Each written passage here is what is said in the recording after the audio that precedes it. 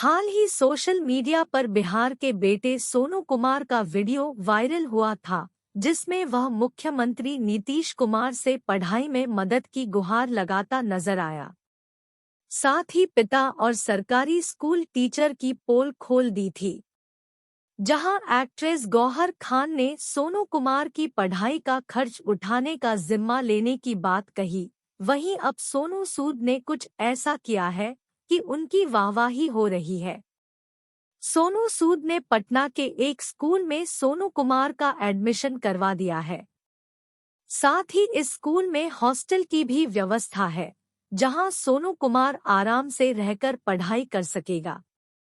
सोनू सूद ने इसकी जानकारी सोशल मीडिया पर दी थी। उन्होंने ट्विटर पर लिखा, सोनू ने सोनू की सुन ली भाई, स्कूल का बस्ता बांधिए, आपकी पूरी शिक्षा और हॉस्टल की व्यवस्था हो गई है।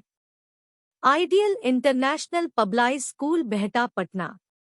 सोनू सूद के इस ट्वीट के बाद सोशल मीडिया पर उनकी वाहवाही हो रही है। लोग तारीफ करते नहीं थक रहे हैं। एक फैन ने जब लिखा कि बिहार आपको कभी नहीं भूलेगा सोनू सूद भाई, तो एक्टर ने जवाब दिया, बिहार में दिल बसता है। बता दें कि सोनू कुमार का वीडियो वायरल होने के बाद कई लोगों ने उसकी मदद के लिए संपर्क किया था, लेकिन सोनू सूद ने जो किया है, उसने उन्हें लोगों की नज़रों में फिर हीर बना दिया है।